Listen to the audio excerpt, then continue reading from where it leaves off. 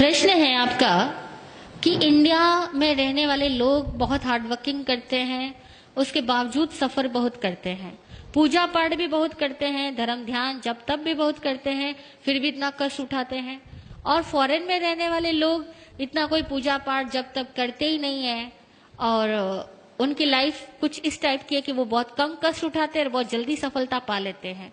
उसका क्या कारण है? यही आपका प्रश्न है ना। उसका क्या कारण है? तो यहाँ there are so many reasons, बहुत सारे कारण हैं। पहली बात तो यह कि भारतीय आदमी के सोच का तरीका ही दूसरा है और आउट ऑफ इंडियंस के सोच का तरीका ही दूसरा है। हमारे यहाँ पर हर सोच में स्पष्टता का अभाव है, क्लैरिटी नहीं है। हम लोगों के यहाँ विजन की क्लैरिटी नहीं है। मैंने कल भी एक एग्जाम्पल दिया था। यहाँ हम लोग क्या करते हैं, सुबह पूजा पाठ करते हुए धन की निंदा करेंगे, मोह माया की निंदा करेंगे, इन सबको दुख का घर बताएंगे, इन सबको खारा जहर बताएंगे और 2 घंटे बाद इस खारे जहर को पाने के लिए सारे जहरीले काम अपनाएंगे। सच बोल रही हूं या नहीं? हमारे यहाँ विजन की क्लैरिटी नहीं। आप चाहते क्या हो, स्पष्ट तो बनो।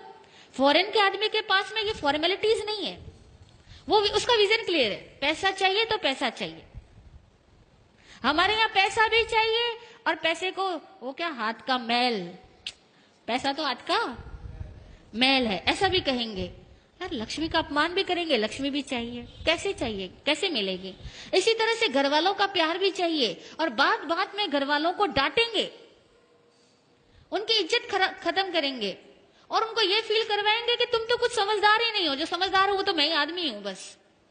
अब बता घर में कैसे प्रेम रहेगा? हमारे यहाँ बड़ी औपचारिकताएं हैं, बिना रिस्पेक्ट दिए हम कुछ पाना चाहते हैं। और दूसरी बात, हमारे यहाँ बेईमानियां बहुत है। फॉरेन के आदमी में स्पष्टता तो है ही, ईमानदारी भी बहुत है। हमारे यहाँ तो विश्वास ही गलत है। हर आदमी सोचता है झूठ बोले बिना पैसा हो नहीं सकता, टैक्स तो चुराना ही पड़ेगा, भाई भाई में झगड़े तो होंगे, मतलब हम लोग मान के चलते और अपने गलत विश्वासों के तहत जिंदगी जीते हैं। हमें एक्चुअल में कहे ना तो धार्मिक लोगों को भी जीने का सही सलीका नहीं आता। और दूसरी बात, ये धर्म करते किस लिए? ईमानदारी से पूछना, धर्म किस लिए करते हैं? मोक्ष वोक्ष की तो सारी बातें हैं। हर आदमी, कोई किसी को मोक्ष नहीं चाहिए। और वो धर्म भी किस लिए करता है? धर्म भीरू होने की वजह से धर्म करता है। हम लोग धर्म क्यों करते हैं पता? धर्म भीरू है, धर्म से डरते हैं, पाप बनने से डरते हैं, नरक से डरते हैं, भगवान से डरते हैं, इसलिए तो धर्म करते हैं। हम कौन सा धर्म समझ के करते हैं? वो लोग थोड़ा भी करेंगे या नहीं भी करेंगे, कम से कम जीने का विज्ञान समझते हैं कि लाइफ कैसे मूव करती है, उसका साइंस समझते हैं, फिर जिंदगी को जीते और खुल के जीते हैं। हमारे यहाँ तो हर चीज औपचारिक है। भूख लगी होगी ना, तब भी कोई कह भी देना कि खाना खा लो तो कहेंगे नहीं नहीं पेट भरा हुआ, अभी घर से खा के आया। हाँ, नहीं बोलते? किसी के घर चले जाओ आप लोग और सामने वाला बोले कि खाना खा लो और आपको भूख भी लगी है, तभी कहोगे नहीं नहीं जी भूख बिल्कुल नहीं, अरे भाभी जी कष्ट मत करो, मैं तो घर से खा करके आया हूं। और सपोज वो दोबारा तिबारा कहेगा ना तो खा लोगे। खाओगे या नहीं खाओगे? कहने का मतलब यह हुआ कि हमारे यहाँ पर धर्म के नाम पर भी डर चलता है, रिश्वतखोरी चलती है, क्योंकि हम तो भगवान को साफ साफ रिश्वत देके आते हैं। देते या नहीं देते? मंदिरों में जाते हैं, साफ रिश्वत देते हैं, भगवान मेरा ये काम कर देना, मैं ये चढ़ा दूंगा। और पहले चढ़ा करके बाद में चढ़ाने का वायदा करके भगवान से अपने इच्छाओं की पूर्ति चाहते हैं। बड़े अवैज्ञानिक तरीके से हम लोग भक्ति करते हैं, अवैज्ञानिक तरीकों से धार्मिक क्रियाएं करते हैं, क्योंकि धर्म को हम समझने की कोशिश भी तो नहीं करते, खाली हम रिवाजों को फॉलो करते हैं, लकीर के फकीर बने हुए हैं। तो धार्मिक होने से, पूजा पाठ जब तब कर देने से कुछ नहीं होता। और अक्सर देखा जाए तो ज्यादा जाप वही करता है जो ज्यादा डरपोक होता है, ज्यादा लालची होता है, जिसको लगता है जितना ज्यादा जाप करूंगा मेरा धन उतना ही ज्यादा बढ़ेगा, मेरी सुरक्षा उतनी ज्यादा बढ़ेगी। अक्सर लोग इसी वजह से जब तब ज्यादा करते हैं और इसलिए करते हैं कि थोड़ा भगवान खुश रहेगा तो मैं जितने पाप कर रहा हूं ना उसका फल मुझे कम देगा। हकीकत है, हम इंडियंस लोगों की सोच ही बड़ी अजीबोगरीब है। इसीलिए हम लोगों का जब तक सब देखा जाए ना तो बड़ा स्किन डीप भी नहीं होता। जरा सा कुछ घटना चेंज होगी ना, सब छूट जाने वाला है। कुछ घर में एक प्रतिकूलता आ गई तो कहोगे हे भगवान, हे कन्हैया, तेरे से तो मेरा विश्वास ही हट गया, तू मेरा कुछ भला नहीं करता। हम भगवान को भी सीधा तिरस्कृत करके आ जाएंगे, तूने मेरा क्या किया, मैंने इतने सालों तक तेरी पूजा की, तूने मेरा किया तो किया क्या। हम लोग कहाँ भक्ति करते हैं। भक्ति कोई हृदय की होती है। और भक्ति ज्ञान से आए, भक्ति प्रेम से आए तो ये सवाल ही नहीं पैदा होगा। और दूसरी बात, इंडियंस लोग सफर इसलिए करते हैं क्योंकि यहाँ बहुत बड़ा तंत्र खराब है। केवल एक आध आदमी खराब नहीं है, पूरा सर्कल ही डिस्टर्ब है, पूरी व्यवस्थाएं खराब है, व्यवस्थाएं विकृत है, एक तंत्र खराब है।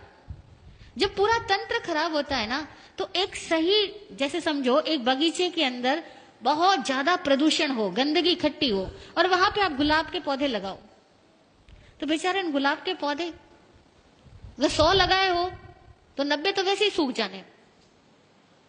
वो गंदगी उनको पनपने नहीं देगी, खिलने ही नहीं देगी। और 10 लग भी गए तो उनकी खुशबू नहीं फैलने देगी, क्योंकि 100 गंदगी के ढेर और 10 गुलाब के फूल रख दो तो खुशबू आएगी या बदबू आएगी। तो हमारी इंडिया में तो प्रॉब्लम यह है कि 100 तो गंदगी के ढेर लगे हैं और 10 गुलाब के फूल हैं।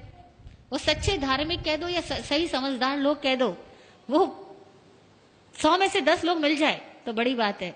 बाकी के सारे लोग केवल एक भेड़ चाल में अपनी जिंदगी पूरी करते हैं। इसीलिए इस इंडिया में तंत्र बिगड़ा हुआ होने की वजह से बहुत चीजें बिगड़ी हुई है। दूसरी बात, इंडिया के लोग ऑनेस्ट नहीं है। जितनी समझदारी की बातें हम जानते हैं ना, उसको फॉलो नहीं करते। आपने कितनी बार सुना सफाई रखनी, यत्ना से काम करना, लेकिन अभी यहां भी खाना होगा ना तो भी लोग सफाई नहीं रखेंगे, यत्ना से काम नहीं करेंगे। कितनी बार सुना होगा अपना काम खुद करना। बच्चों को हम कहते हैं अपना काम खुद करना, लेकिन आप इतने बड़े हो गए, आप भी यहां से जाओगे ना, कोई लोग ये नहीं सोचेगा कि कुर्सी का ढेर पड़ा, अपनी कुर्सी उठा के उसी पे रखूं। हर आदमी कुर्सी छोड़ के ही जाएगा। और मैं इतनी बार यहाँ कह चुकी हूं, लेकिन मैं रोज देख रही हूं कि यहाँ कोई 1 या 2 आदमी मुश्किल से होता है जो अपनी कुर्सी व्यवस्थित रख के जाता है, बाकी सब ऐसे ही छोड़ के जाते हैं। We are not honest. यहाँ लिखा हुआ जूते वहां खोलना, ये हर बार बाहर बैठे हुए आदमी को कहना पड़ता है कि जूते वहां खोलो, आंटी जी यहाँ मत खोलो। क्यों? मतलब छोटी मोटी बातें भी, मैनर्स की बातें भी हमारे पास में नहीं है, क्योंकि हम सारे लोग स्वच्छंदी है। शास्त्र में एक वर्ड आता है स्वच्छंदी, मनमानी करने वाला।